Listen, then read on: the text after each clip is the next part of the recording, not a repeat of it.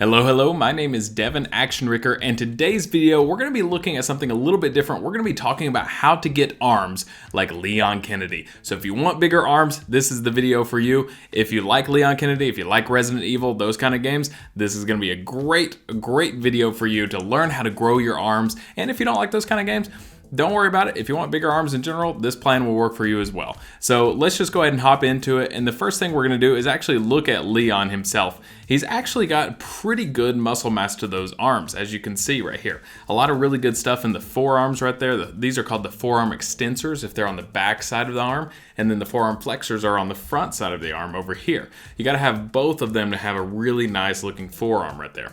Now he's also got a pretty nice bicep and tricep right there. We only get a few shots of them, but we can tell that they're definitely good. Now his height and weight, I'm not sure if these are super accurate. They're always a little bit weird with games and with anime and stuff like that. It says he's 5'10" and only 155 pounds. I don't know, at that height, with these kind of arms, I would probably place him at about 20 more pounds heavier, maybe even 30. So either way, he's got really great arms right there. You can see the tricep absolutely popping out. So if you want arms like those, then listen up. We're about to get into the actual routine. So we're going to be talking about how to get arms like Leon and the exercises and the planning for the routine. This is the whole thing, everything you need to know. So first up, it's going to be arm training specific.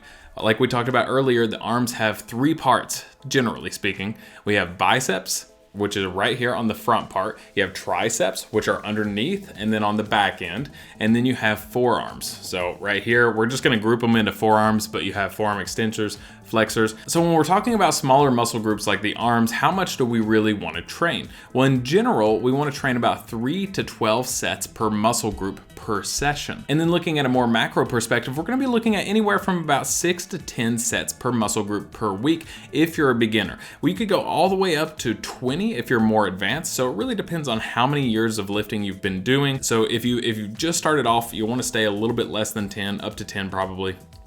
If you're more intermediate, maybe slightly over 10. And if you're really advanced, you might want to go up to 20 sets per week. So with each muscle group too, we're gonna pick about 3 to 5 different exercises per muscle group. So this is something that bodybuilders have figured out a long time ago. If you just stick with one exercise, it's only gonna hit the muscle from one different angle. That's only gonna hit one neural pathway. But if we choose a variety of different exercises per muscle group, it's gonna hit it in ways that you never could otherwise. So now let's actually get into the actual exercises that you may be doing. Now I've just decided to pick about 5 different exercises, and one of them you can do at home too in case you don't have access to a gym or any gym equipment or anything like that. But in general, we're gonna be looking at biceps, triceps, and forearms, and I'll be going over each one of these. So first up, we have biceps. The first thing would be barbell or easy bar curls. So this is kind of what that would look like. So this would be the easy bar, the one that kind of bends right there. And then the barbell would be the more straight bar. It usually weighs about 45 pounds. You could find some that are a little bit less, like 35 pounds or so. But whenever you do these and whenever you do all the exercises in general, you're gonna wanna make sure to go all the way down to a full locked out position and all the way up to a full contraction. Now, the next exercise that would be great for growing biceps is simply just dumbbell curls. So that looks like, it could look like a lot of different things. You could do hammer curls and stuff like that, but I'm gonna recommend doing it something like this, where you're down at your side, almost like in a hammer curl position, and then you twist it on the way up, because that's one of the primary functions of the bicep, is to actually twist the arm. You can actually see my bicep working here as I twist it. So we're gonna wanna make sure that we twist the arm on the way up and hit it from a few different angles. Next up would be machine curls. So this is simply just one of the curl machines that you have in the gym. It could be this one, it could be a plate weighted one, it could be just one where you insert the pin. And then we're gonna go to dumbbell incline curls, and simply put, that is just where you lay a bench at about a 45-degree angle. I like to go a little bit higher typically, and then you're gonna have dumbbells in your hands and you're gonna curl all the way up and then all the way back down. That's really good, especially for working the bottom part of the lift, which we know probably grows the muscle just a little bit more than the top full contraction part. And if you don't have access to equipment or a gym or anything like that, then you could simply just weigh down a backpack at home with some books, make it about 10 to 30 pounds or so, depending on your strength levels. And then from there, it's the exact same motion as like a barbell curl. You're just gonna go all the way down to a full lockout, all the way up to a full contraction. Now we're gonna go into the triceps, and we're starting with close grip bench press. Now with this, you'll see a lot of variation in the technique from person to person. Generally speaking though, you want your hands to be about shoulder width apart and you want your elbows to be tucked in as you're going down and you're pressing, right? Sometimes you'll see people put their hands in just a little bit closer. Usually I find that that's a little bit bad for your wrist, and any wider you're starting to get into more of the chest realm of the bench press, if that makes sense. So yeah, about shoulder width apart, and then really using your triceps to push up instead of using your chest. Okay, so the next exercise is easy bar skull crushers. This is a really great one. I feel this a lot in the long head of my triceps. So that would be the one down here. This is where you lay on a bench. You could do a flat bench. You could do a slight incline or a slight decline as well.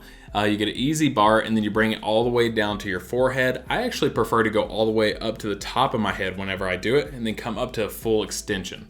So this is a really great exercise for really hitting those triceps. Next up, you have cable tricep pushdowns. When you think of tricep exercises, this is the one you think of. You just get in front of a cable machine. You can use the ropes. You can use any kind of tricep attachment. You're gonna have your elbows tucked in at your side. You're gonna go all the way up to where you have an acute angle at the arms, and then you're gonna push down all the way to where it's fully locked out. And you'll see that's basically a common theme with just about every exercise. You wanna have a full contraction and a full extension on those exercises. So up next we have dips, and this is something that you could do at home. You could do it at the gym. If you had this piece of gym equipment, something like this, you could do it on some dip bars like that. That's a really great one for the triceps. If you didn't have anything like that, you could simply do it on a bench, or you could do it even on a chair. Either one is gonna hit the triceps really hard. Now, this person has their feet on the ground. You can also have your feet elevated to make it a little more difficult. And then if you're at home and you wanna add some more weight, just take that backpack, place it on your hips, and you're gonna have more weight like that. All right, so up next we have the forearm exercises. And a lot of times you won't even really focus on working your forearms because just generally heavy lifting can really hit them really well. So that could be like deadlifts, it could be bent over rows. A lot of your pulling motions, lat pull downs, any kind of rows are really gonna help hit that grip strength quite a bit. Now the forearm extensors don't really get hit too much, so that might be one you wanna really focus on and add into your routine. So on top of this, you might wanna do barbell forearm curls. There's a couple of different ways you can do it. You can do it where you're seated like this. You can do it where you're standing. Some people do it behind them when they're standing like that. I prefer just in front of me. Whether you do it overhanded or underhanded, seated or standing, the important thing is to just let your arm fully contract and fully extend. So you're coming all the way up for full contraction, full extension. If you're working the flexors, you can turn that around and you can use dumbbells, which is the next exercise, and you can extend up like that, and that's really gonna hit the extensors. So anytime you're bringing the hand up like that, you're hitting those extensors. Anytime you're bringing it up like that, you're hitting the flexors. And there's a variety of different movements that you can do for each one of those. The next thing is unique. You guys have probably seen something like this around a gym before, but it's a forearm roller or blaster. A lot of people call it a lot of different things. Like this dude posing right here, like he's actually lifting this weight. That would actually probably be a lot of weight right there. You usually only go about 5, 10, maybe 15 pounds on these sorts of things. And if you've never tried one before, it is one of the best extensor exercises that you could possibly do. What you want to do is start with it close to the ground or even on the ground, and then you're just going to start rolling it up like that. Oh man, if you've never done this before, give it a shot. Your forearms are gonna be burning like crazy. And then of course you could probably flip it around and use it for the flexors as well, but it's more typically seen as like a forearm exercise for the extensors. And then if you're at home and you don't have any of these pieces of equipment, go back to that backpack, put your arm on the edge of a chair or something like that and hold on to the backpack and then extend it up like that for extensors. And then you can flip it over and curl it like that for the flexors. Okay, so in general, those are some of the best exercises that I know of for biceps, triceps, and forearms. You can also just put your own in there if you have a different preference. But here's the actual routine. So almost all routines should last about 4 to 6 weeks, which is about a mesocycle long. So after that, what you would want to do is switch into another mesocycle. Now you could still focus on building your arms in that mesocycle, but what that means is you would want to change your sets, reps, the exercises, stuff like that. So every routine should be about 4 to 6 weeks. And then what I'm about to show you here, you just kind of want to add on to your program. You don't want to just like stop working out your legs, stop working out your abs, stop working out your back, that sort of stuff. You just want to add this in on top of it if you really want to hit the arms really well and grow them significantly. And remember, this is only for about a mesocycle, maybe 2, maybe 3, just depending on where you're at in your training.